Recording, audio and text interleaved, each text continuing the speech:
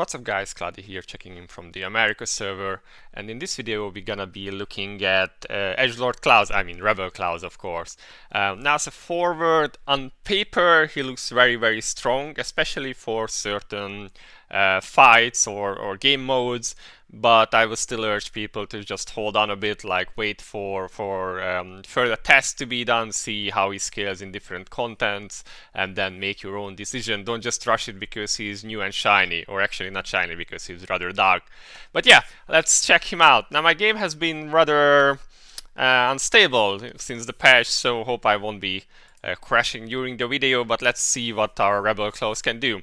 To that, let's see his skill 4, because that seems to be his most interesting part. So let's see, he's not affected by block stats, just like Seria, but his crit chance increases by 200, and you can see the skill book effects increase this to 350, plus he's a warrior, so he gets 15% baseline, so he has 50% crit chance just without any gear. That's pretty OP, but let's go. Def penetration reaches 1000 or above. All of his attacks ignore the target's defense. And guys, this is just like madness. I think there is no other character that ignores defense on every single attack. And ignoring defense is just super OP. If you look at some of the best in slot characters, like Cloudie, Celine, or Isolette, all of them have ignore defense stats or mechanics. Yes, I'm saying mechanic again. Yeah, it's just super powerful, especially on bosses that you cannot shed the defense of. So ignore defense is just terribly powerful, and he can reach it super easily. Now 1000 penetration isn't so small if you think of it, but then you look at his unique weapon and he gets, at 5-star he gets 500 def penetration, plus from his warrior baseline he gets 15% more, so that's 65% or 650, sorry, of the bat. So he only needs like 350, and then you pair him up with like a Fallen Frey or a May, and he just has that without having to spend any stat lines on it, and then he just ignores defense on every single attack. That's super duper powerful, guys. Like, oh my god, Vespa power creep much. But yeah, and of course magic has the upper hand, I had to say that. Now additionally, his normal attacks deal additional physical damage to all enemies and inflict Curse of Galactica upon them for 6 seconds. If the target is already infected, then it won't inflict it, sorry, then the target won't take the damage. So basically he has an AoE damage which procs every 6 seconds. So it only deals damage every 6 seconds, but you get this curse which can also apply a debuff. Yeah, I mean that's not too great. It's like okayish, interesting enough. But let's see his skills, how they look like in game. The other skill books are only increasing the damage of the various abilities. I've tested it outside on the field, and most of them are very short range except for his S3, but we'll talk about that when we check S3. So his S2 is like, it's a bit similar to what Chase does, just a bit weaker actually. So it does some damage when you enter this indomitable will state, and you will stay in it for 10 seconds. While in this state your attack speed is increased by 500, and the duration of CC inflicted upon yourself is reduced by 50%, which is not CC immunity, which means it can still get interrupted during your skills. So this is kind of, man, this 10 seconds uptime with an 18-second cooldown, so not terribly strong in this form anyway, but there is a unique treasure which can improve this, and also a perk that makes it better. Now his main, most interesting skill for boss killing is this one, I believe. 7-second cooldown but 3 mana cost. He's very mana hungry actually. It deals like 100k damage with my current gears, and there is an extra 240 damage, which is, sorry, for 240,000 damage of course, if the target is a boss. So that's like 350k, and you can see that the larger part of the damage is when the target is a boss, but most of the stuff that interests us is actually bosses, so that's pretty cool. And there is a perk for this that increases the whole damage by 100%, and also a unique treasure that increases the boss damage by another 100%. So this can ramp up pretty fast to be very big numbers. You can see this is 350k damage baseline with a 7-second cooldown. It's a fairly short range actually. You can see it only hits like in front of himself, so not super big. And then we check his S3 skill. This one is similar to Pansy's S3 actually. Attacks a random enemy 6 times, dealing 60k more or less damage per hit. Afterwards delivers an additional attack that deals 270k or so physical damage to nearby enemies and knocks them down for 3 seconds. This also has a very large mana cost for 4 mana and a 20-second cooldown. It's also interesting, why is there a dot in the name? None of his other skills have a dot, so that's kind of weird. Let's see how this looks like. So he starts channeling, and you can see these beams coming from Starship Enterprise or something. Now, if you check this out in a field with more enemies, this hits everyone, like randomly everyone, but it isn't limited to enemies in his range, so he can actually hit backliners with this. This will be interesting in PvP because he has some interesting perks and abilities that can connect to this skill. Let's just check it again. And the final damage, on the other hand, is the one that knocks down, that's only in front of him. You can see this at the jump, or like around him, not in front of him. So this is how his skills look like. Quite flashy. I like the floating rocks and stuff.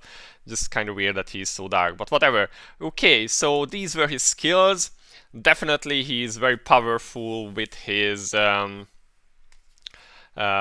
stuff. I mean, with his ignore defense stuff. Sorry, I can't speak sometimes, not finding the words. Let's check his perks, because his perks are also very interesting. So let's go back to Mr. Cloudie and see Transcendence. So he comes at a tier Transcendence 5 already, so we can easily distribute his talent points. Now, of course, you would pick for PvE the 2 base talents. You can pick whatever you want from this, or whichever fits your needs at the current fight the most. I haven't picked anything for that one. Now this one is interesting. It increases the damage of the determined strike, his S1, by 100%. So there it goes. It's just when there is one enemy. So this one for boss killing, definitely very interesting. This one increases the stun duration, maybe a PvP stuff. Otherwise, you wouldn't really care. Increased crit damage while you are in the indomitable will state, also kind of interesting, not bad to have. Yeah, so definitely would pick this one up. I'm not sure why I actually didn't. But okay, the other one is using the skill dispels all negative effects from himself. So basically a self-cleanse, which can be good to have. PvP, of course. Now his S3 has some interesting stuff. Recovers own mana by 100% by 100 each hit, so that's like 6 hits, 600 mana, like half an orb. Not too much. I don't think this is terribly useful. Now this one gains immunity to CC while in use. So this is a pretty massive nuke actually that hits everyone on the map, and he can be immune to CC while using this. So PvP madness, guys. This is gonna be like so painful when he's hitting your backliners with this stuff and you can't interrupt him. I assume it can be dispelled, and like a Leo silence will dispel the immunity and then silence him. But yeah, that's actually pretty powerful, and I wish just Vespa wouldn't be doing these kind of ultimate skills, because yeah, that would be kind of nice. I don't really like PvP because of this kind of stuff. When uninterruptible skills are one-shotting you all over the map, that's just, to me, not fun. Well, okay, let's see.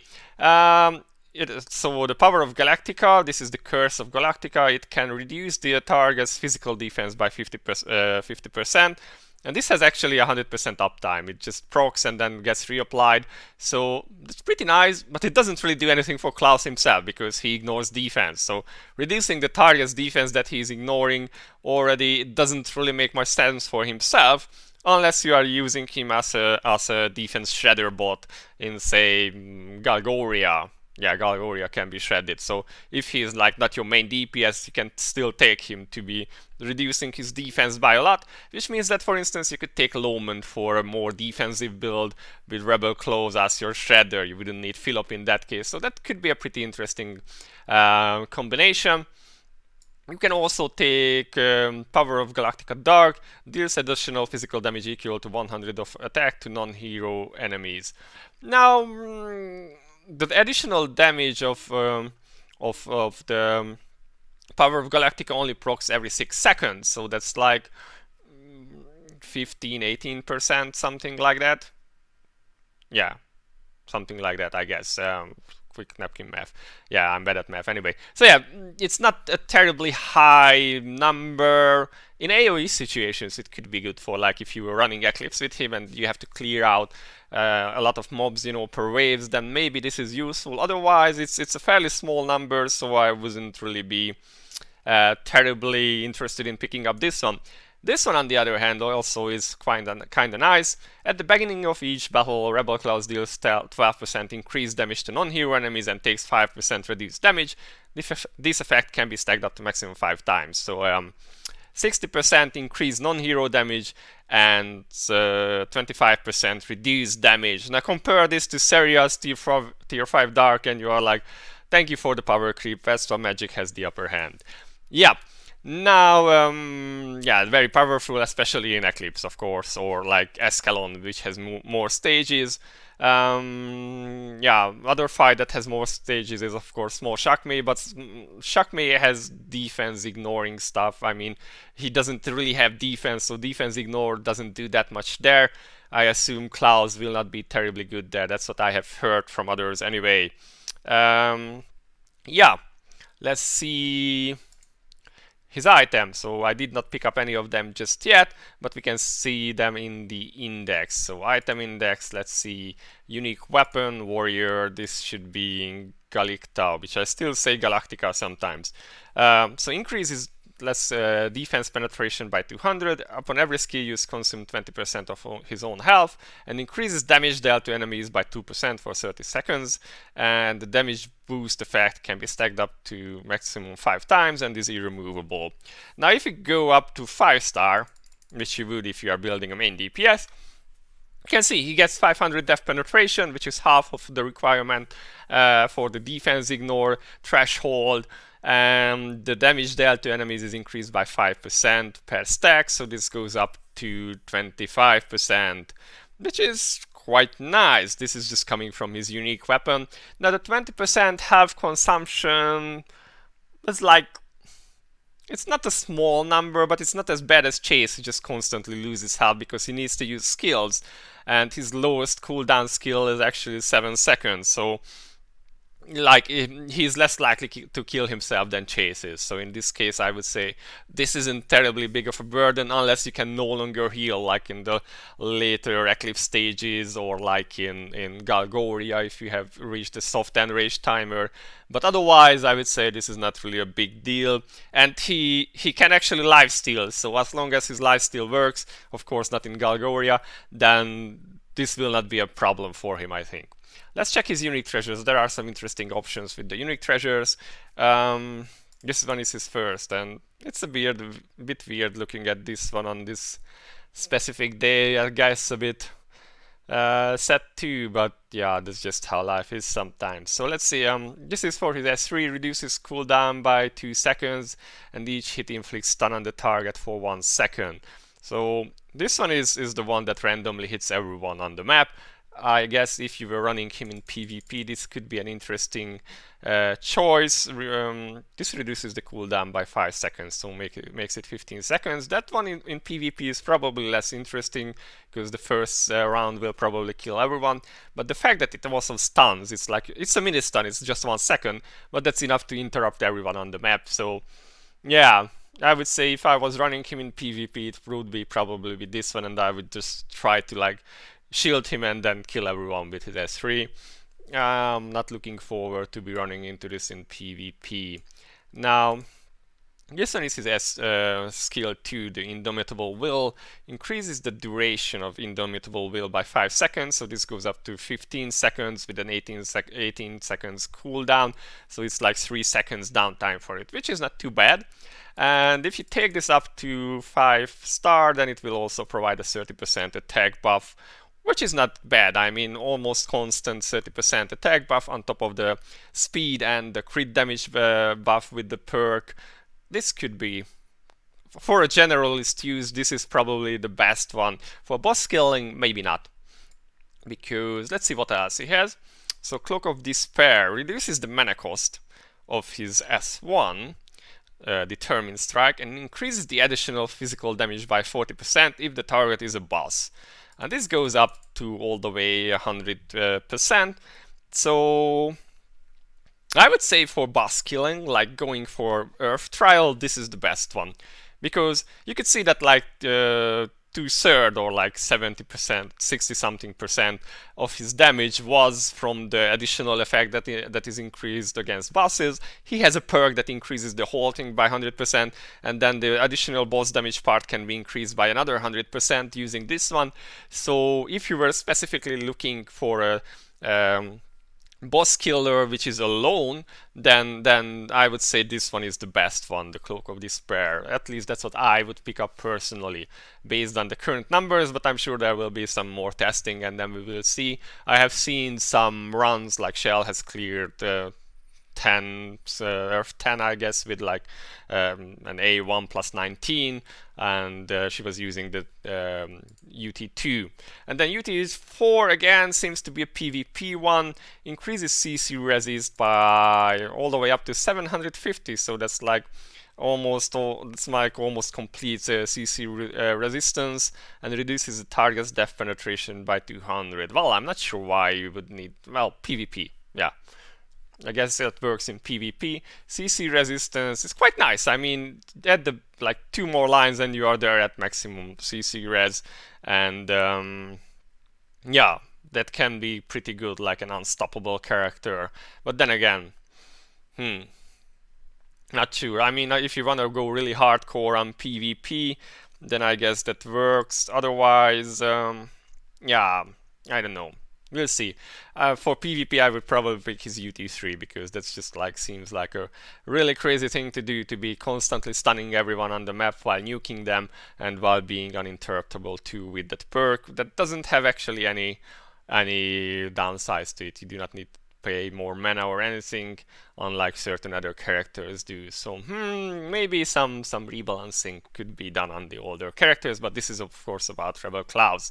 Now his soul weapon, I do not have it yet, so I can't really show you in game, but let's just see what Vespa wrote about it.